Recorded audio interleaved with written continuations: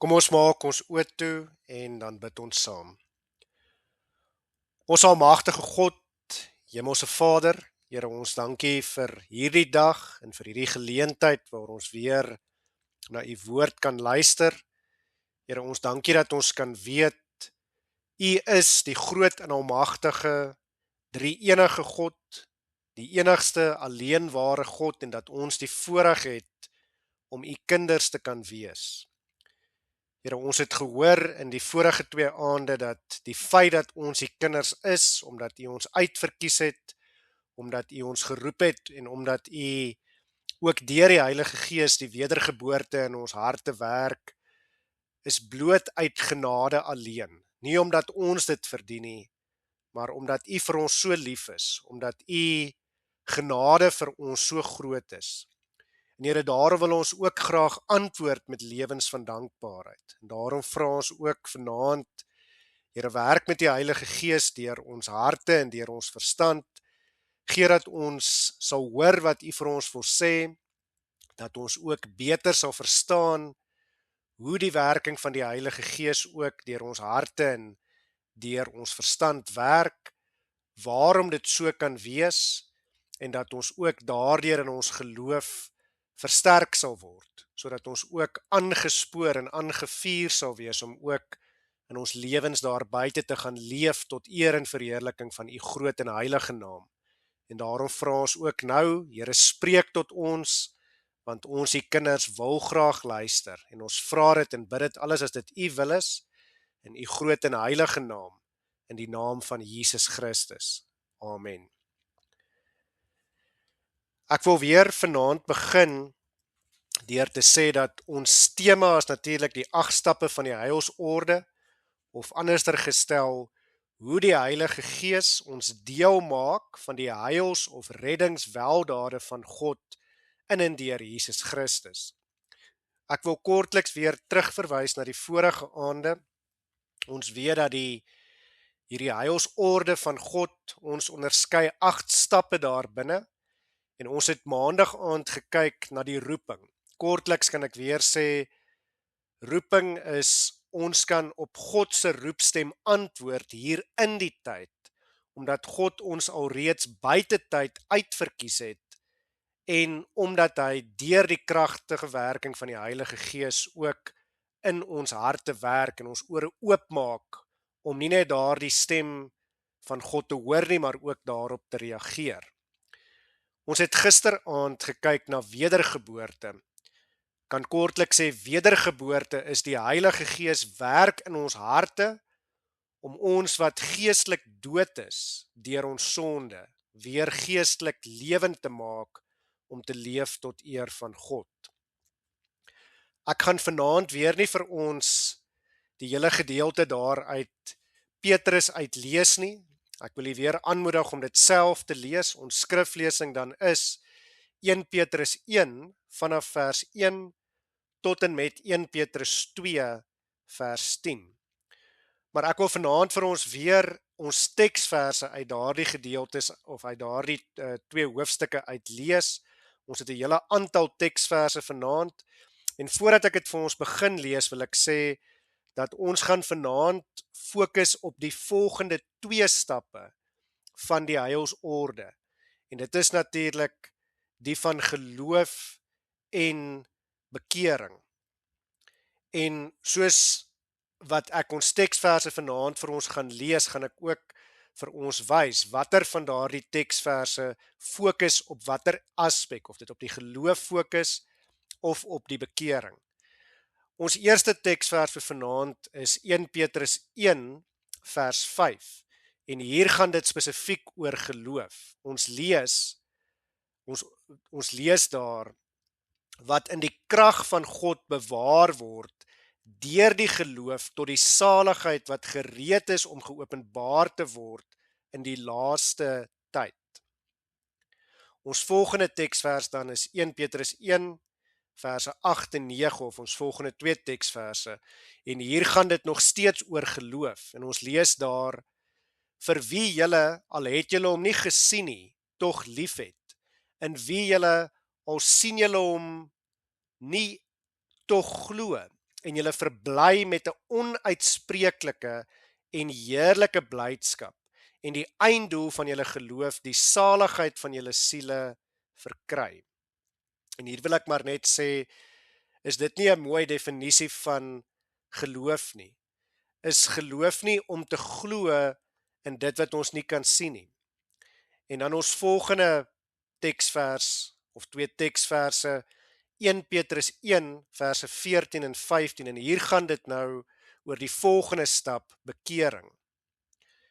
En jy sal sien die woord bekering staan nooit spesifiek hier in ons geleesde gedeelte nie, maar dit word geïmpliseer, vir ons uitgespel in dit wat ons hier in ons teksverse dan ook gaan lees. So ek lees dit vir ons, 1 Petrus 1 verse 14 en 15. Soos gehoorsame kinders moet julle nie julle lewe inrig volgens die begeertlikhede wat tevore in julle onwetendheid bestaan het nie, maar soos hy wat julle geroep het heilig is, moet julle ook in julle lewenswandel heilig word. En dan ons volgende teksverse, 1 Petrus 1 verse 21 en 22. En in vers 21 gaan dit oor geloof, en omdat geloof en bekering baie nou aan mekaar of baie na aan mekaar verbind is vers 22 dan oor bekering. En ek lees dit vir ons. Julle wat deur hom glo in God, wat hom uit die dode opgewek en hom heerlikheid gegee het, sodat julle geloof en hoop op God kan wees. As julle in gehoorsaamheid aan die waarheid julle siele deur die Gees tot ongeveinsde broederliefde gereinig het, moet julle mekaar vurig lief hê uit 'n rein hart. En dan ons volgende verse gaan weer eens oor bekering, en hierdie keer in 1 Petrus 2 verse 1 en 2, ons lees daar: lê dan af alle boosheid en alle bedrog en geveinsdheid en afguns en alle kwaadpratery, en verlang sterk soos pasgebore kindertjies na die onvervalste melk van die woord, dat julle daardeur kan opgroei. En dan ons laaste teksvers vir vanaand, 1 Petrus 2 vers 7, gaan weer oor geloof. En ons lees daar: vir julle dan wat glo, is hy kosbaar. Maar vir die ongelowiges geld die woord: die steen wat die bouers verwerp het, dit het 'n hoeksteen geword en 'n steen van aanstoot en 'n rots van struikeling.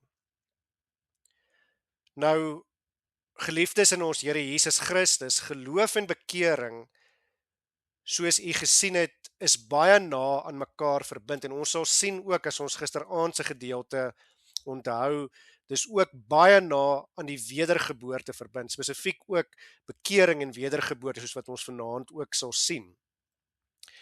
En dit is natuurlik, en dis belangrik dat ons dit verstaan, dat geloof en bekering is die vrugte of die uitvloeisels van roeping en wedergeboorte, waarmee ons natuurlik die vorige 2 aande besig was.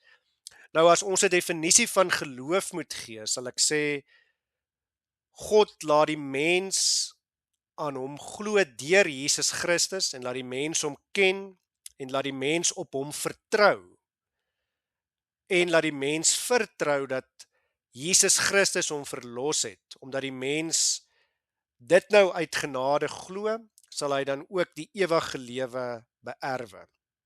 As ons 'n definisie van bekering moet gee, sal ek sê, God lei die mens wat hy tot geloof gebring het, tot bekering. Dit wil sê, die mens besef sy sonde, hy het berou oor sy sonde, hy vra om vergifnis vir sy sonde, en hy dien die Here voortaan met 'n lewe van dankbaarheid.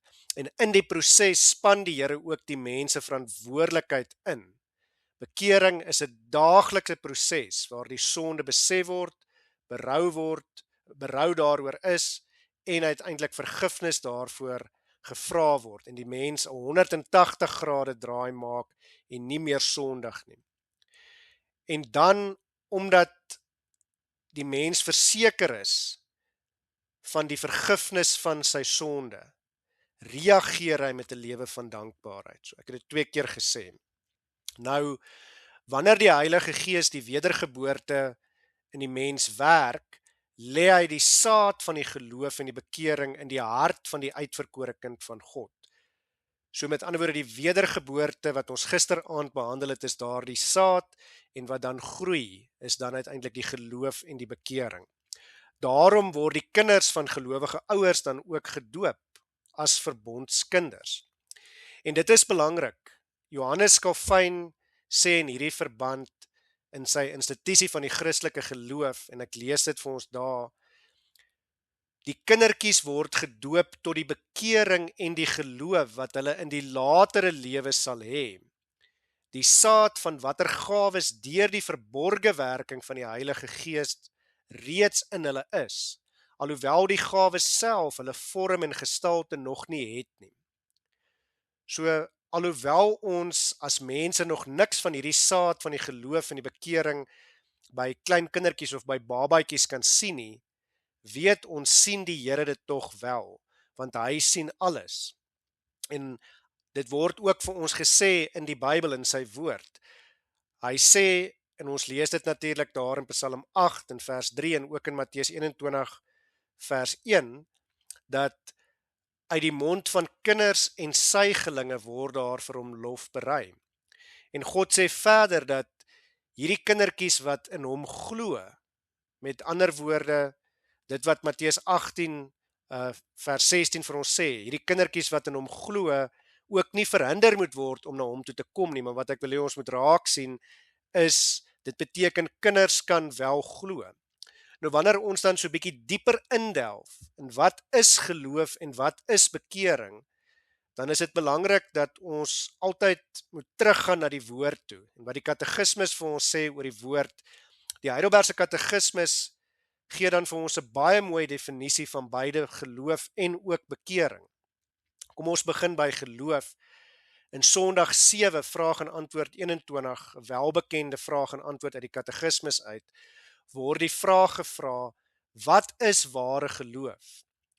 En dan kom die antwoord, 'n ware geloof is nie alleen 'n gewisse kennis, waardeur ek alles vir waar hou wat God aan ons in sy woord geopenbaar het nie, maar ook 'n vaste vertroue wat die Heilige Gees deur die evangelie in my hart werk, dat nie alleen aan ander nie, maar ook aan my vergewing van sondes, ewige geregtigheid en saligheid deur God geskenk is uit loutere genade alleen, ter wille van die verdienste van Christus.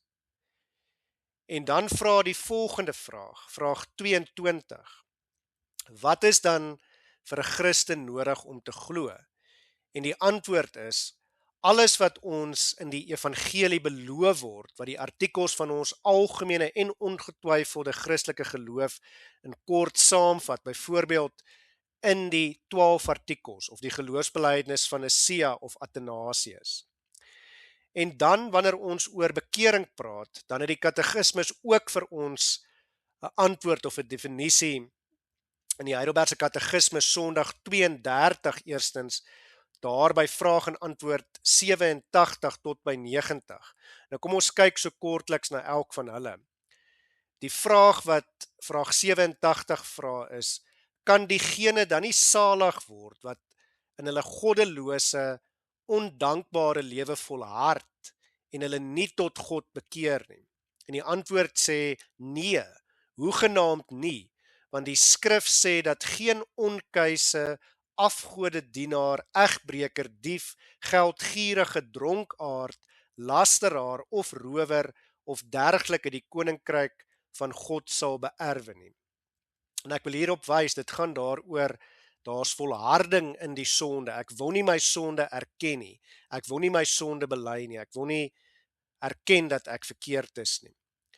En dan die volgende vraag sien ons in die volgende Sondag, en dit is in Sondag 33, vraag en antwoord 88 wat daarop volg.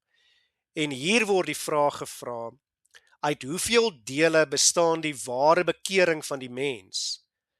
En dan is die antwoord, uit 2 dele, Die afsterwing van die ou mens en die opstanding van die nuwe mens.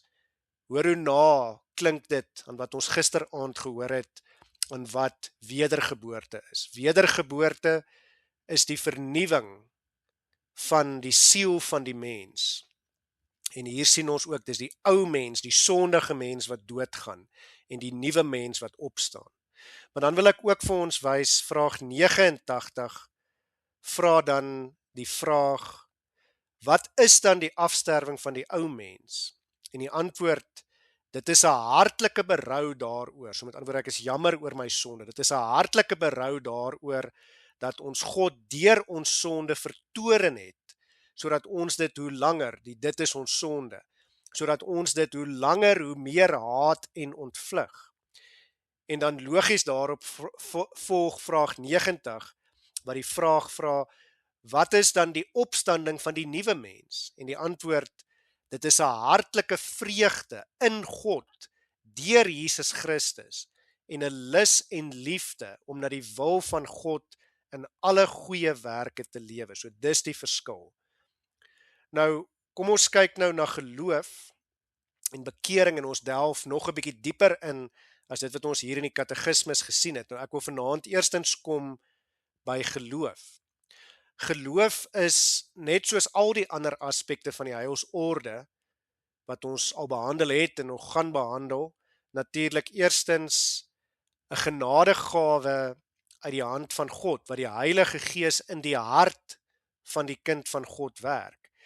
Die Heilige Gees werk ware geloof in die Christen se hart, weer eens deur die evangelie, die Bybel, die woord van God. So dit is hoe, en let daarop, dit is hoe ware geloof uiteindelik na ons toe kom, wanneer ons verstaan wie God is en hoe groot sy liefde en genade vir ons is. Ware geloof is nie een of ander lekker gevoel wat ek het nie. Dis baie belangrik dat ons dit sal verstaan. Geloof is nie 'n warm gevoel of 'n lekker gevoel hier in my hart soos wat baie wil sê nie. Nee, dit is 'n gewisse kennis en 'n vaste vertroue dat die Heilige Gees in my hart besig is om te werk. Dit is my gewete wat my pla wanneer ek sonde doen.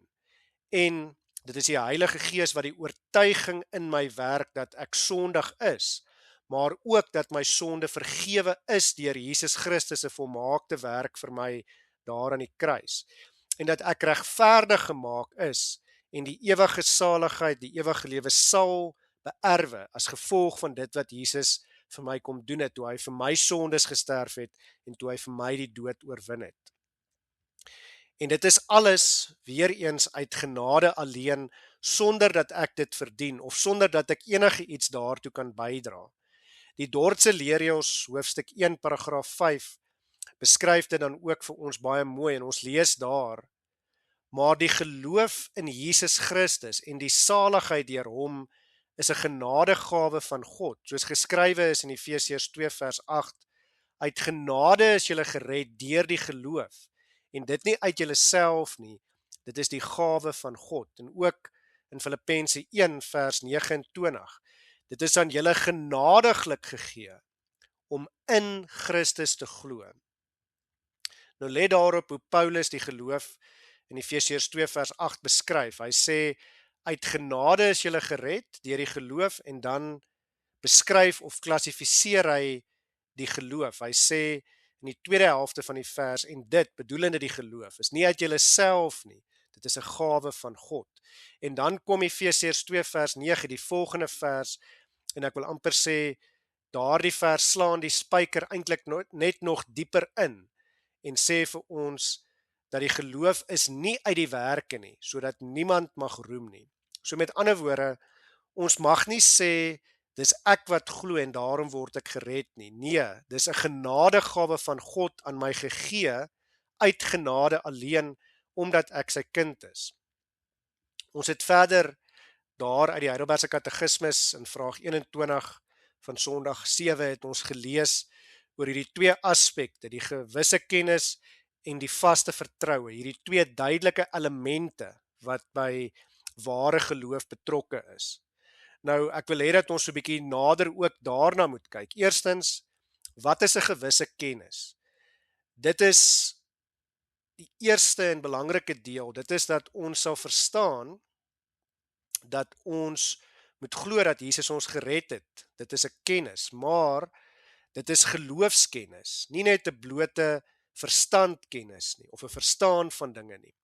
Dit is nie woordeboekkennis of boekekennis waardeur ons alles met ons verstand en met ons logika probeer uitredeneer en verstaan op 'n logiese manier en dit op 'n logiese manier probeer verklaar nie. Nee.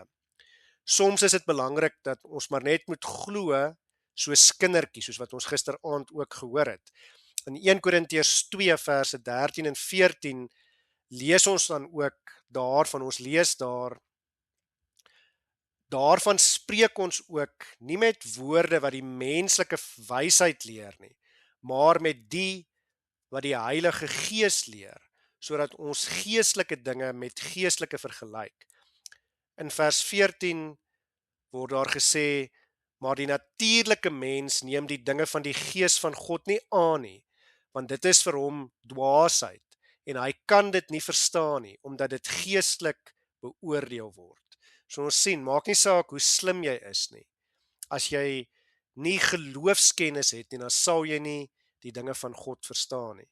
Geloofskennis, geliefdes, is 'n kennis wat God aan ons deur sy Heilige Gees in sy woord ook openbaar en wat sy Heilige Gees in ons harte en in ons verstand laat groei.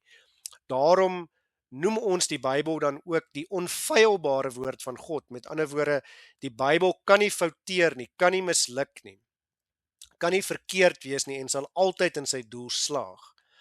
Om altyd die waarheid te wees, want dit is die doel van die Bybel, om altyd genoegsaam en volkome te wees, sodat ons daardeur vir God en Jesus Christus kan ken en kan weet en kan glo dat hy die Here is, die Almagtige, die skepper van alle dinge en ons redder, sodat ons daardeur in hom kan glo en gered kan word. Dit is wat geloof is.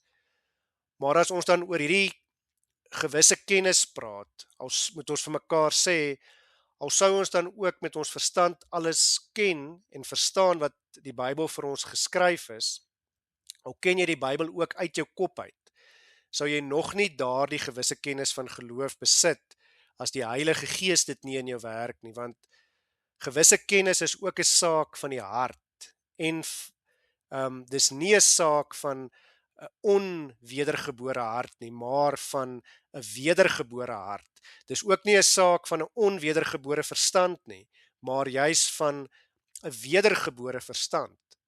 En juis binne in ons harte en ons verstand werk die Heilige Gees om ons te oortuig. Dit is 'n oortuiging wat die Heilige Gees in jou hart werk wanneer jy die woord van God, die evangelie hoor, sodat jy saam met Paulus daar in 2 Timoteus 1 vers 1 kan sê, ek weet in wie ek geglo het.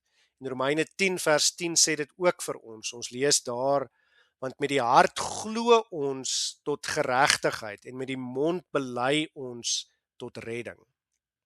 Maar kom ons kom by die volgende aspek. Ons het gesê, dis nie net 'n gewisse kennis nie, maar dit is ook 'n vaste vertroue. En dit beteken, ek vertrou vir God, ek vat hom op sy woord.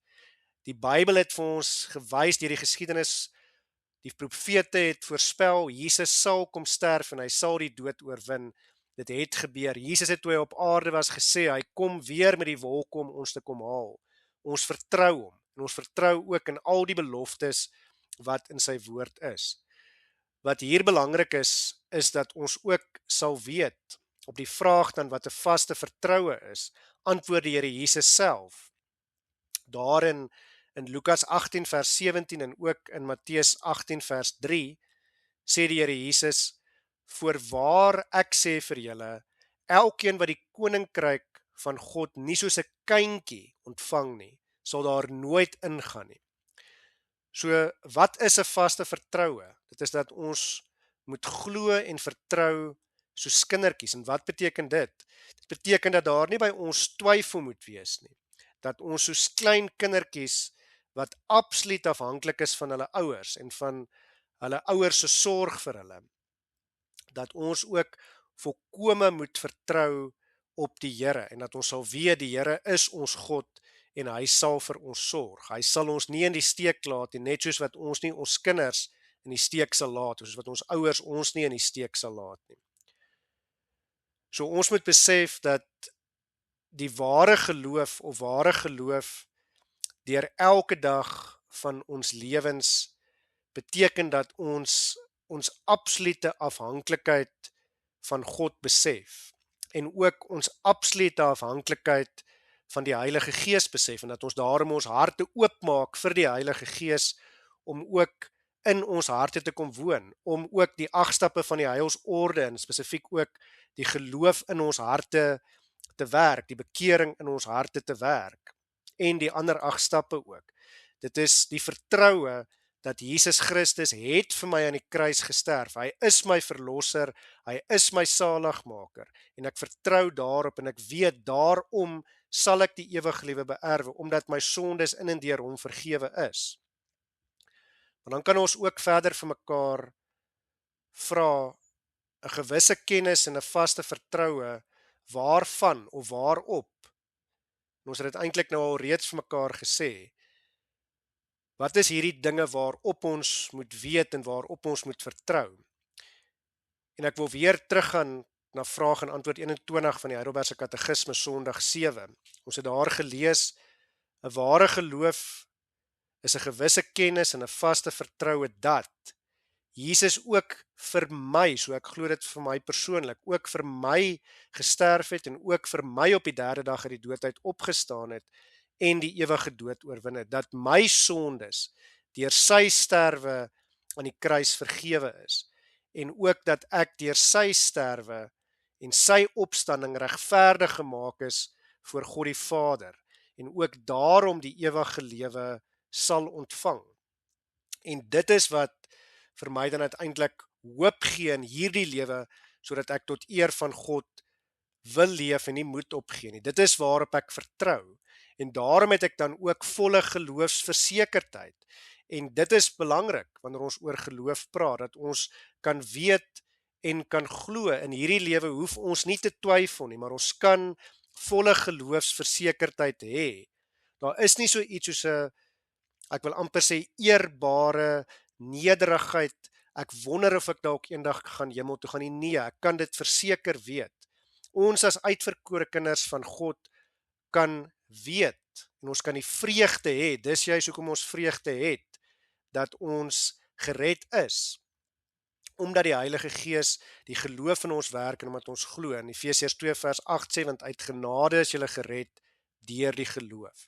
Dis die Heilige Gees wat ons uiteindelik laat glo en daarom het ons vreugde want ons glo en daarom weet ons is gered en daarom hoef ons nie daaraan te twyfel nie. En kan ons weet ons is kinders van God. Jesus Christus het ons uitverkies, hy het vir ons gesterf, hy het vir ons oorwin, ons sondes is vergewe en ons sal die ewige lewe beerwe.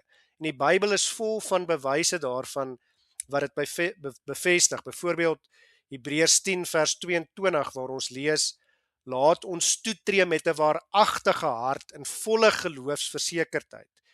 Ook in Romeine 8 vers 1, die Gees self getuig saam met ons gees dat ons kinders van God is. Nie dat ons dink of miskien kan wees nie, nee, ons is kinders van God. Jesaja 43, sy eerste vers sê, ek het jou by jou naam geroep, jy is myne. So sê God van elkeen van ons ook, en ons kan dit ook weet. En dan is daar baie ander gedeeltes in die Bybel, soos Job 19 vers 25, Johannes 1 vers 12, 1 Johannes 3 vers 2, 1 Johannes 5 vers 13, en so kan ek uiteindelik aangaan, wat dit vir ons duidelik maak, ons hoef nie te twyfel nie, maar ons kan volle geloofsversekerdheid hê, en dit is deel van ons geloof, dit is deel daarvan, van wat dit beteken om te glo en geloof te hê. Maar kom ons kom vanaand by die volgende aspek van die heilsorde, naamlik die van die bekering. Ware bekering is ook, moet ons eerstens vir mekaar sê, 'n genadegawe van God af. Slegs deur die Heilige Gees wat in ons harte werk, kan die mens dan sy sonde besef, berou daaroor hê, dit voor God bely en hom bekeer. En dit is wat bekering dan juis is. Jeremia maak dit vir ons al reeds daar in die Ou Testament baie duidelik. Hy skryf daar in Jeremia 31 verse 18 en 19: Bekeer my, dan sal ek my bekeer, want U is die Here my God. En dan in vers 19: Want nadat ek tot inkeer gekom het, het ek berou gehad, en nadat ek tot insig gekom het ek op die heup geslaan. Ek het beskaamd gestaan, ja ook in die skande gekom, omdat ek in die smaad van my aangesig en in die smaad van my jeug, dat ek dit gedra het. So dis belangrik hier, Jeremia sê vir ons, dit is God wat hom eers moet bekeer, en dan kan hy hom bekeer. Here, U moet my eers bekeer, dan kan ek my bekeer. So dis 'n genadegawe. So ook bekering is 'n genadegawe van God. En hy sê dit ook in Klaagliedere, daar in Klaagliedere 5 vers 21 skryf hy: Bekeer ons tot U, Here, dan sal ons bekeer. Weereens 'n genadegawe.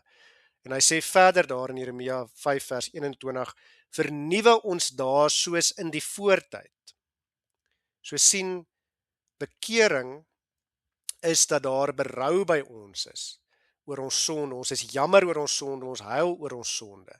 Maar daar's ook vernuwing van die mens. Dis die afsterwing van die ou sondige mens en die opstanding van die nuwe mens. Die Dordtse leerjers stel dit baie mooi, waar geloof en bekering, waar wedergeboorte en bekering saam bespreek word daar in die Dordtse leerjers 3 en 4 paragraaf 12, en ek lees vir ons net 'n gedeelte daarvan. En dan word die wil wat nou verniet is, nie alleen deur God gedrywe en beweeg nie, maar omdat dit deur God beweeg word, werk dit ook self. Daarom word ook gesê dat die mens glo en hom bekeer deur die genade wat hy ontvang het. Of as ek dit anders kan stel, een van my gunsteling verse in die Bybel, Filippense 2 vers 13 sê: Want dit is God wat in julle werk om te wil, sowel as om te werk na sy welbehae. En die Here Jesus Christus bevestig dit ook self. Hy sê daar in Johannes 6 in vers 44: Niemand kan na die Vader toe kom as die Vader wat my gestuur het hom nie trek nie. En dit is wat ware bekering is. Ware bekering is die mens wat uiteindelik deur die werking van die Heilige Gees in sy hart en in sy lewe uiteindelik dan tot die besef kom dat hy is sondig en hy kan nie ophou om te sondig as dit nie van God afkom nie. En dat dit die Heilige Gees is wat hom laat skuldig voel, wat sy gewete is.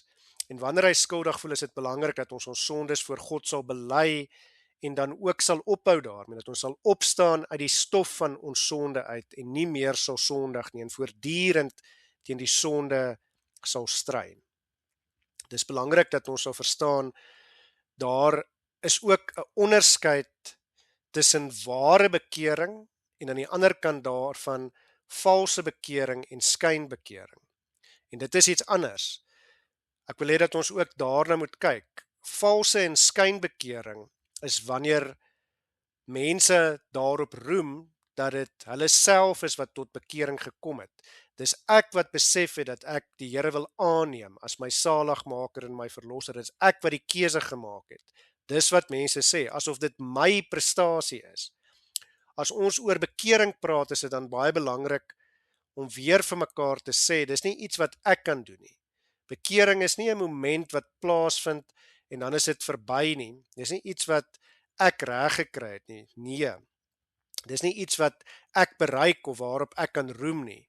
Maar bekering is 'n daaglikse proses van sondebesef, sondebelydenis, veg teen die sonde.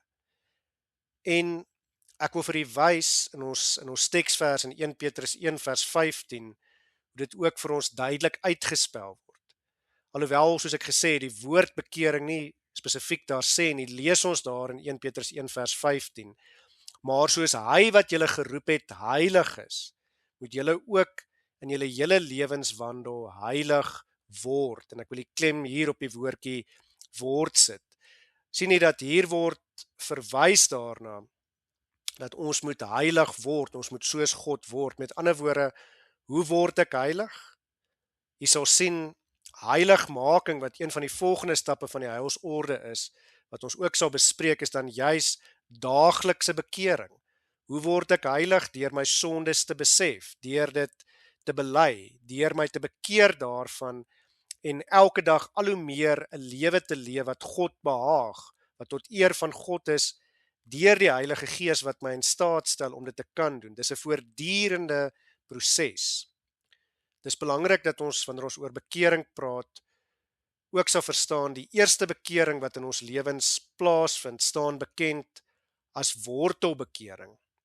En dit is wanneer die hart van die mens uiteindelik wakker word, wil ek amper sê, of wanneer in die hart van die mens die waarheid van die evangelie uiteindelik begin skyn, of die mens die waarheid van die evangelie werklik besef. Hierdie besef is dan ook dat die mens sal besef hoe sondig hy is. Maar dis nie 'n moment wat een keer plaasvind nie, en dan is dit verby nie. Soos ek gesê het, ja, daar's wortelbekering, maar dan is daar ook voortdurende bekering. Soos ek gesê het, eers wanneer die Heilige Gees die mens in staat stel om ook te besef dat hy in die sonde ontvang en gebore is, soos wat Dawid leer in Psalm 51, en elke dag maar weer sondig, dan begin daardie hart wat in die waarheid van die evangelie geplant is, te groei en breek dit los uit daardie grond van die dood uit. En dan begin hierdie boom van die hart opkom. En dan begin hierdie boom groei deur die Heilige Gees se werking. En soos enige plant groei dit na die lig van God toe. En deur daaglikse bekering begin hierdie boom dan die vrugte te dra wat by die bekering pas. En dit is juis bekering. Bekering is in 'n sekere sin om in jou spore te stop, te besef dat jy verkeerd was en om te draai, 180 grade draai te maak en weg te hardloop van jou sonde af, in die weg van die rigting van die sonde af en in God se arms in, sodat jy kan begin groei, deur elke dag die vrugte te dra wat by die bekering pas, deur te leef tot eer en verheerliking van God se naam. In Matteus 3 vers 8 en ook in Lukas 3 vers 8, beide lees ons dieselfde woorde, dra dan vrugte wat by die bekering pas. So daar moet saam met die eerste wortel of prinsipiële bekering, moet daar ook nog by ons in elke mens se lewe tot sy dood toe daaglikse of voortgesette bekering wees. En daardie daaglikse bekering staan dan bekend as die volgende stap in die heilsorde, naamlik heiligmaking, wat ook belangrik is, en ons sal heiligmaking in die dae wat kom bespreek, maar wat ook belangrik is om te bespreek onder bekering, is die vraag wat baie mense dan vra, maar moet daar 'n spesifieke dag of datum in my lewe wees? Nou die metodiste glo, as jy nie 'n dag en 'n datum kan noem nie, het jy nie werklik tot bekering gekom nie. En ons antwoord is nee, dit is nie waar nie.